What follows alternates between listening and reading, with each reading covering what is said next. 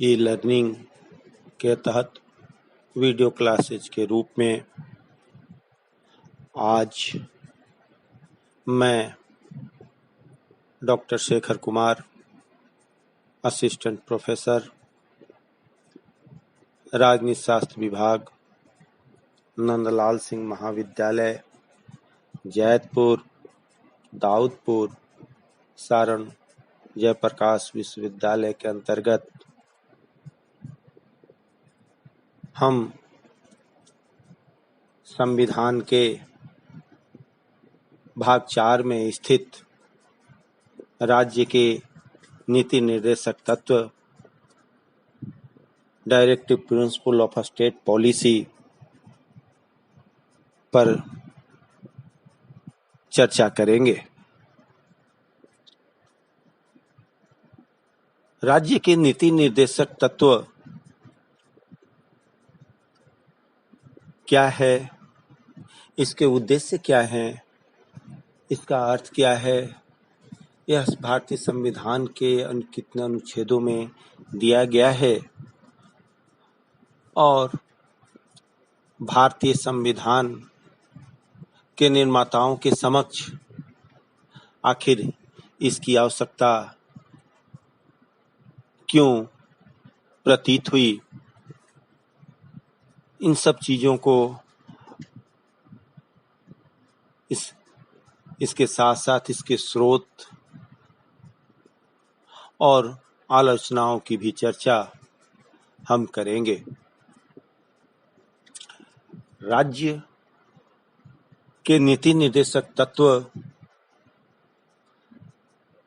जो संविधान के भाग 4 में उल्लेखित है, किसी भी राष्ट्र के निर्माण में मौलिक अधिकार तथा नीति निर्देशन महत्वपूर्ण भूमिका निभाते हैं। राज्य के नीति निर्देशक तत्व, directive principle of state policy जनतांत्रिक संवैधानिक विकास के नवीनतम तत्व हैं।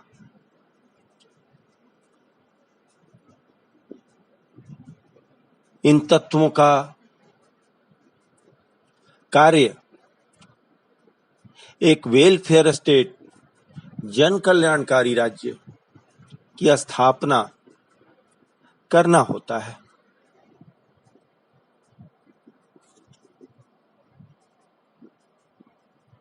नीति निर्देशक तत्वों में वे उद्देश्य और लक्ष्य समाहित हैं जिनका पालन करना राज्य का कर्तव्य है। संविधान की प्रस्तावना में ही यह बताया जा चुका है कि भारत जो है वह लोक कल्याणकारी राज्य एवं समाजवादी समाज की स्थापना का आदर्श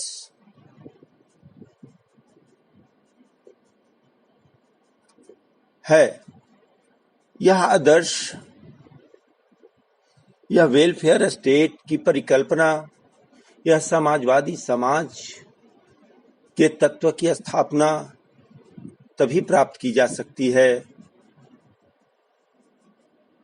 जब सरकार नीति निर्देशक सिद्धांतों को लागू करने का प्रयत्न करे। भारतीय संविधान के नीति निर्देशक तत्व उस ध्रुव तारे के समान हैं जो सरकार रूपी नाव का मार्गदर्शन करते हैं। इसके अभाव में भारत में एक सच्चे लोकतंत्र की स्थापना असंभव सी लगती है। विश्व के सभी देशों के संविधानों में इस सिद्धांत का उल्लेख आधुनिक संवैधानिक व्यवस्था की एक नवीन तथा प्रमुख विशेषताएं हो गई हैं। राज्य के नीति निर्देशक तत्व हमारे संविधान की प्रस्तावना के अनुरूप हैं।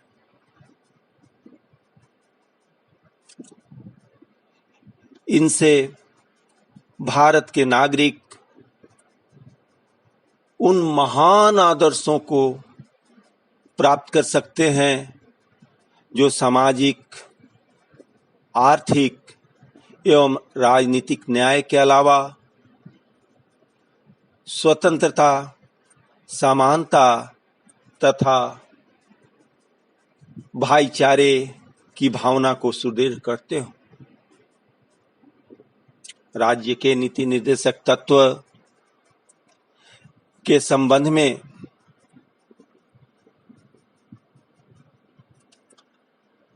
यह कहा जा सकता है कि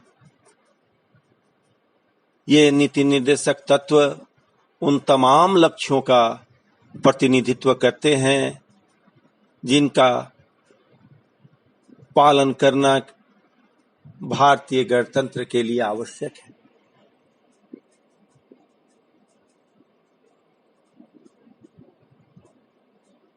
पूर्व के समय में जब राज्य का कर्तव्य समाज में केवल शांति व्यवस्था बनाए रखना और जनता के प्राण, स्वतंत्रता और संपत्ति की सुरक्षा तक ही सीमित माना जाता था, पर आज इस धारणा में बहुत परिवर्तन आ चुका है।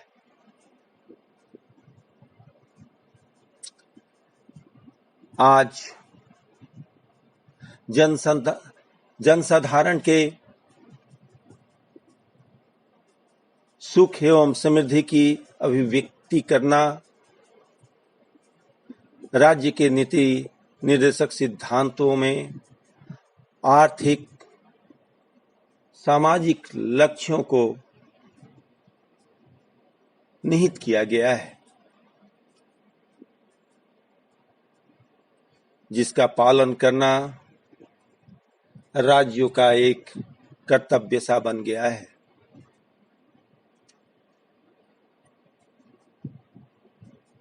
नीति निर्देशक तत्वों में वे आदर्श निहित हैं जिनके प्रत्येक सरकार अपनी नीतियों के निर्धारण और कानून बनाने में सदैव ध्यान रखती है।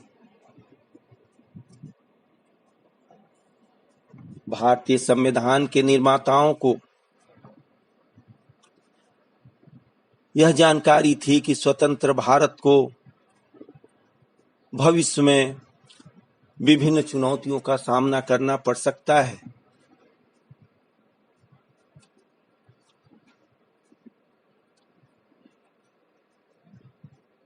इन समस्याओं के समाधान के लिए कुछ नीतिगत निर्देश आवश्यक थे। संविधान में कुछ नीति निर्देशक तत्वों को लागू करवाने की व्यवस्था नहीं की गई थी।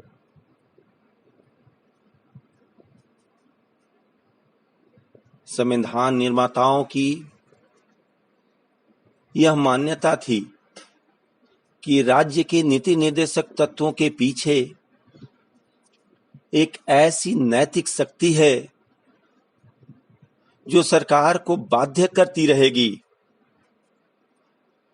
प्रेशर देती रहेगी कि सरकार ऐसी नीतियों की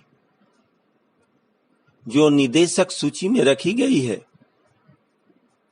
उसे राज्य के नीति निर्देशक तत्व के रूप में जान सकते हैं।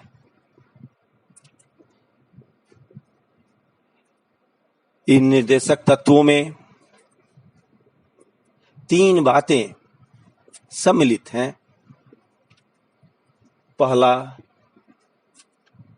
कि ये नीति निर्देशक तत्व लक्ष्य और उद्देश्य जो एक समाज के रूप में हमें स्वीकार करनी चाहिए। दूसरा वे अधिकार जो नागरिकों को मौलिक अधिकारों के अलावा मिलने चाहिए, तथा तीसरा वे नीतियां जिन्हें भावी सरकारों को स्वीकार करनी चाहिए। इन निर्देशक तत्वों के विश्लेषण से हमें संविधान निर्माताओं की भारत की कल्पना का आभास होता है। भारतीय संविधान के अनुच्छेद 36 से 51 तक राज्य के नीति निर्देशक तत्व शामिल किए गए हैं। भारतीय संविधान के भाग 3 जो मौलिक अधिकार हैं तथा भाग 4 जिसे हम राज्य के नीति निर्देशक तत्व के रूप में जानते हैं, मिलकर ये संविधान की आत्मा और चेतना कहलाते हैं। इन तत्वों में संविधान तथा सामाजिक न्याय के दर्शन का वास्तविक तत्व निहित है। निदेशक तत्व कार्यपालिका और विधायिका के वे तत्व हैं जिनके अनुसार इन्हें अपने अधिकारों का प्रयोग करना होता है।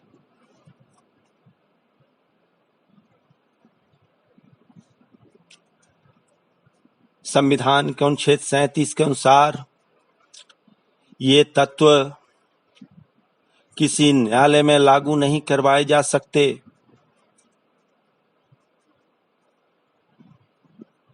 ये तत्व वैधानिक न होकर राजनीतिक स्वरूप रखते हैं तथा मात्र केवल नाम मात्र के नैतिक अधिकार रखते हैं।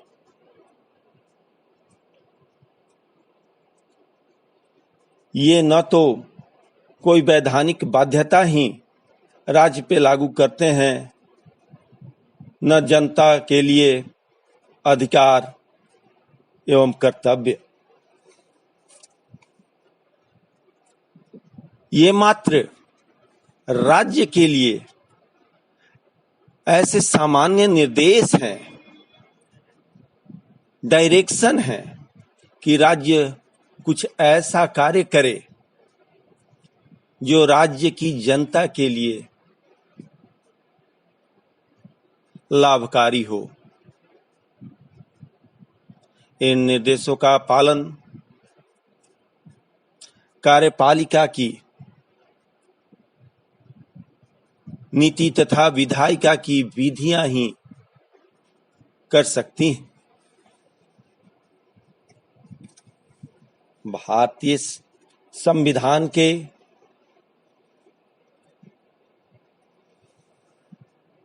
इस भाग में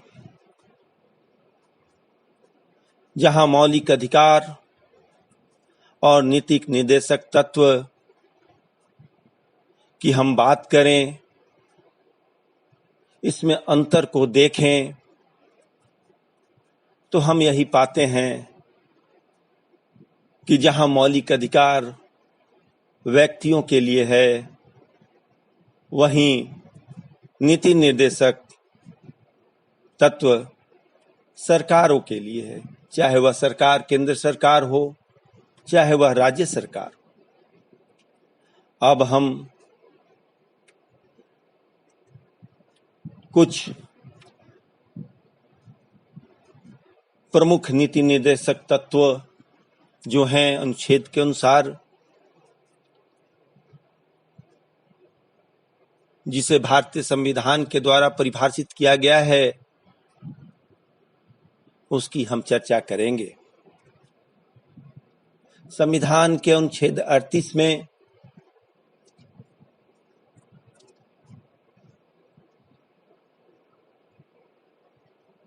राज्य के लिए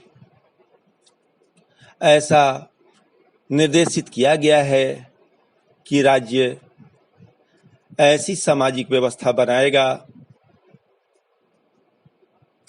जो सामाजिक, राजनैतिक और आर्थिक न्याय को सुनिश्चित करते हुए हमारे भारत को लोक कल्याण की ओर ले जाएगा। भारतीय संविधान के अनुच्छेद 39 में राज्य अपनी नीतियों का संचालन इस ढंग से करेगा जिसमें पुरुष और स्त्री सभी को जीविका के साधन जो हैं वह समान रूप से प्राप्त करने का अवसर मिले।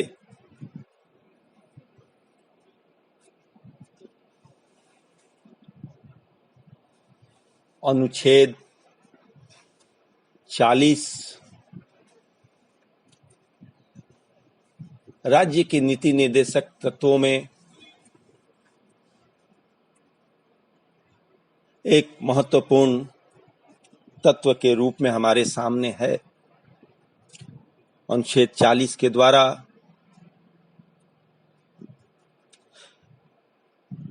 यह निर्देशित किया गया कि राज्य ग्राम पंचायतों के गठन के लिए ऐसे प्रयास करेगा, ऐसे कदम उठाएगा जिनसे पंचायतों को स्वायत्त शासन की इकाई के रूप में सक्षम बनाया जा सके। आज हम देखते हैं इसी कड़ी में पंचायती राज व्यवस्था के तहत पंचायत स्तर पर राज्य सरकारों ने महत्वपूर्ण कार्य किया है।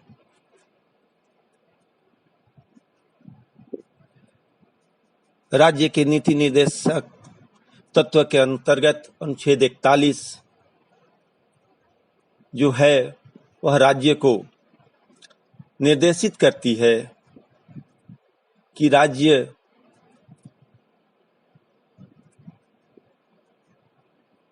अपने आर्थिक सामर्थ्य और अपने विकास की सीमाओं के अंदर काम पाने के लिए, बेरोजगारी दूर करने के लिए, शिक्षा के विकास के लिए, बुढ़ापा, बीमारी, अन्य प्रकार के अभाव में लोक सहायता प्रदान करने के अधिकार जो है इसके लिए उपाय करेगा। इसी कड़ी में अनुच्छेद 42 में यह विशेषतः प्रबंध किया गया है जो महिलाओं के संबंध में है। महिलाओं के मनोविचार दशाओं को और उनकी प्रसूति संबंधी सहायता के बारे में प्रबंध करने के लिए राज्य सरकार उपाय कर सकती है। राज्य के नीति निर्देशक तत्व अनुच्छेद 43 के अंतर्गत राज्य में काम करने वाले कारीगरों, मजदूरों के कार्य क्षेत्र की स्थिति, उनके लिए न्यूनतम मजदूरी तथा उनकी सुविधाओं के बारे में भी प्रावधान करेगा। राज्य के नीति निर्देशक तत्वों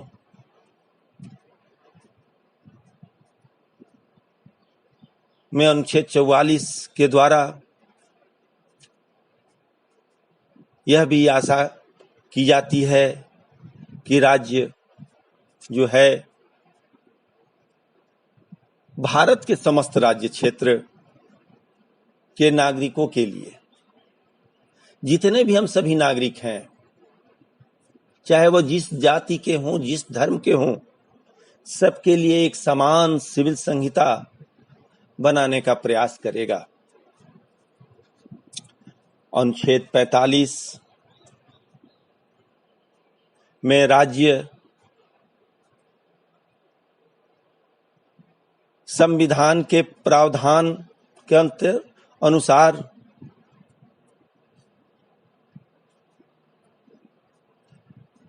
सभी बालकों को जिसकी आयु 14 वर्ष से नीचे की है को निःशुल्क शिक्षा तथा अनिवार्य शिक्षा, अनिवार्यतः जरूरी रूप से देने का प्रबंध करेगा।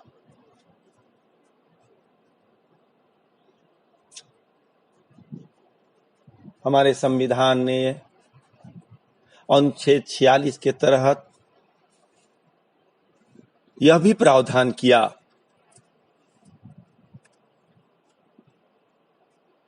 कि राज्य जो है वह दुर्बल व्यक्तियों, खासकर अनुसूचित जाति जनजाति के लोगों को शिक्षा और उनकी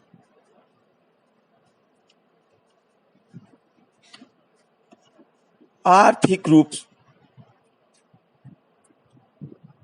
से विकास के लिए सहायता प्रदान करेगा और उनके सामाजिक शोषण या अन्य किसी भी प्रकार के शोषण से उनकी रक्षा करेगा।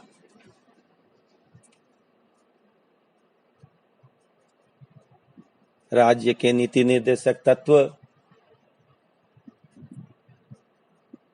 के अनुच्छेद 47 के द्वारा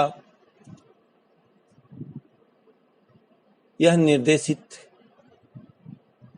किया गया है कि राज्य जो है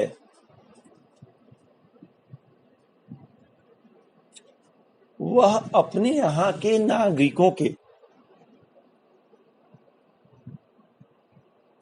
जीवन स्तर को सुधार करने के लिए नशा उन्मूलन, दवाइयाँ का निर्माण, लोगों के स्वास्थ्य के उचित देखभाल का प्रावधान करेगा। अनुच्छेद 48 के अंतर्गत राज्य जो है वह वन्य जीवों की रक्षा और हमारे पर्यावरण को संतुलित रखने के लिए भी समुचित प्रयास करेगा। अनुच्छेद 49 के द्वारा राज्यों को यह निर्देशित किया गया है हमारे संविधान के द्वारा कि राज्य जो हैं वह राष्ट्रीय महत्व के स्थानों, राष्ट्रीय महत्व के वस्तुएं, स्मारकों आदि का उचित देखभाल करेगा, उनको संरक्षित रखने का प्रयास करेगा। अनुच्छेद 50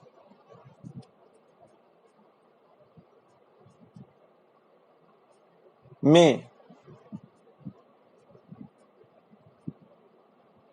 यह कहा गया है कि राज्य जो है वह न्यायपालिका को कार्यपालिका से पृथक करने के लिए जरूरी उपायों को करेगा और राज्य के नीति निर्देशक तत्वों के अंतिम कड़ी में अनुच्छेद 51 के द्वारा राज्य अंतर्राष्ट्रीय शांति और उसकी सुरक्षा के लिए भी प्रयास करेगा। ये हमारे संविधान के द्वारा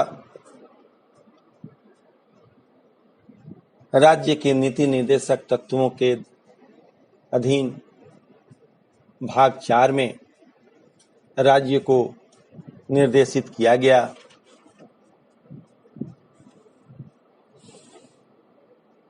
हमने राज्य के जो अधिकार हैं उनका वर्णन किया। इन वर्णन करने के पश्चात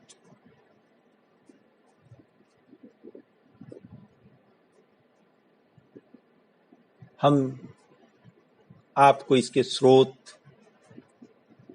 के बारे में भी जानकारी देना चाहेंगे। राज्य के नीति निर्देशक तत्वों के द्वारा ही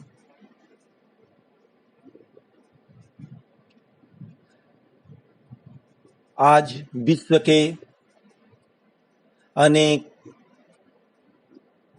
संविधानों और विचारधाराओं को प्रभावित किया है। जब हमारा संविधान बन रहा था तो उस समय हमारे निर्माताओं ने आयरलैंड तथा स्पेन के संविधानों से काफी प्रभावित थे।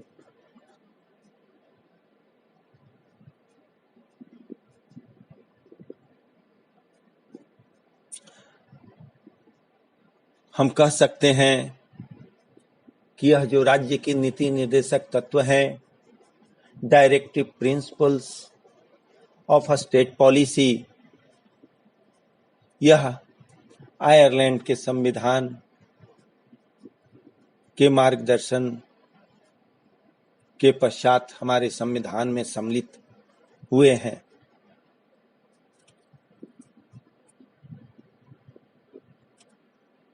हमारे संविधान निर्माताओं ने अनेक विचारधाराओं, समाजवाद, उदारवाद,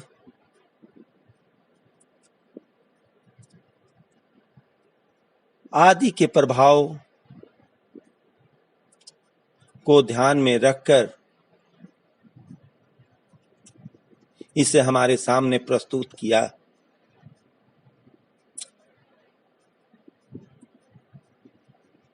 हमारे संविधान निर्माताओं ने गांधीवाद के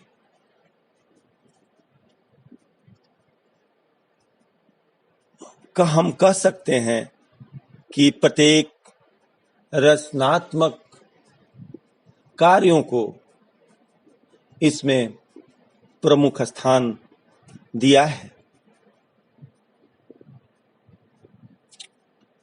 पाश्चात्य विचारधाराओं के अलावा पुराने जो भारतीय राजनीतिक विचारधारा थी उसका भी काफी प्रभाव राज्य के नीति निर्देशक तत्वों में हमें देखने को मिलता है।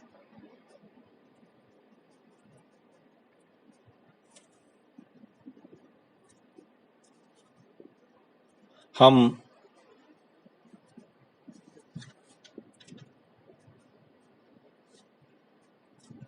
कह सकते हैं इसके महत्व के रूप में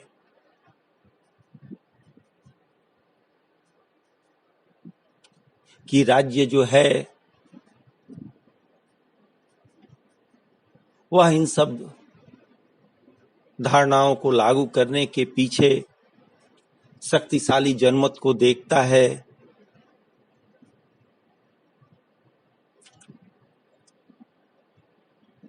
यह एक मौलिक अधिकारों का पूरक है। यह मौलिक अधिकारों को ताकत प्रदान करता है।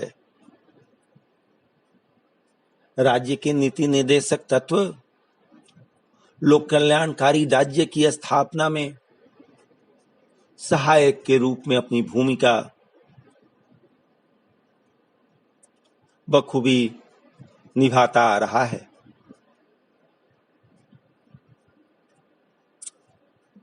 राज्य के नीति निर्देशक तत्व हमारे प्रगति का, विकास का एक मापदंड है, क्योंकि प्रगति के लिए राष्ट्र जो है वह इन प्रावधानों के तहत अनेक कदम उठाता है।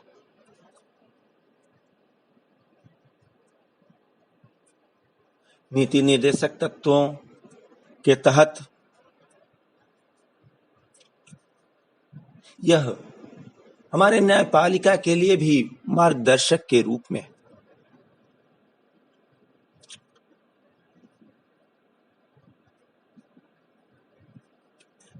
यह नीति निर्देशक तत्व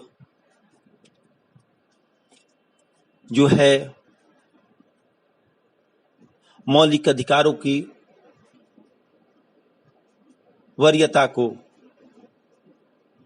जो जरूरी है उसके हिसाब से लागू करता है।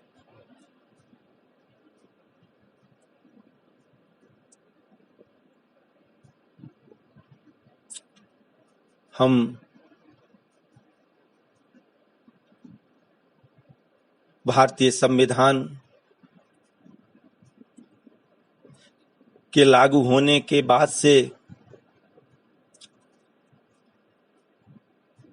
सेंट्रल गवर्नमेंट, केंद्रीय सरकार या विभिन्न राज्य सरकारों ने राज्य के नीति निर्देशक तत्वों को व्यवहारिक रूप देने का काफी प्रयास किया और यह प्रयास हम पंचवर्षीय योजनाओं के रूप में भी देख सकते हैं जो राज्य की भावी कल्पनाएं होती हैं।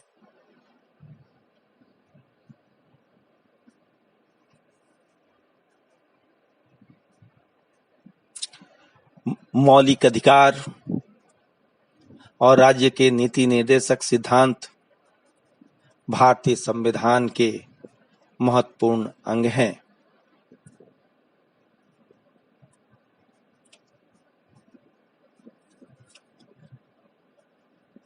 जिस प्रकार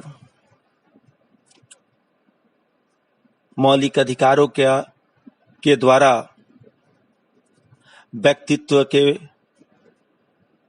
विकास में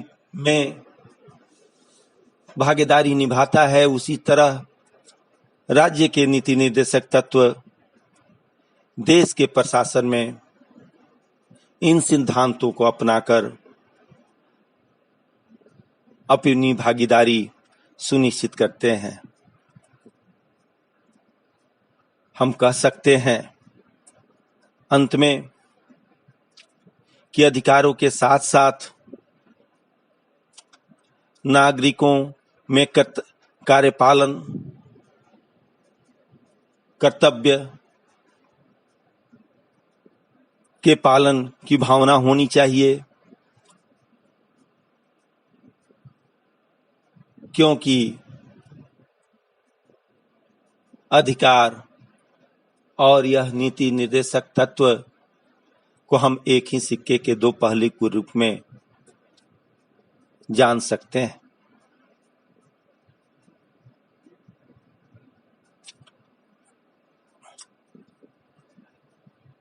राज्य के नीति निर्देशक तत्व संविधान के आदर्शों की उस मंजिल का पथ प्रदर्शक है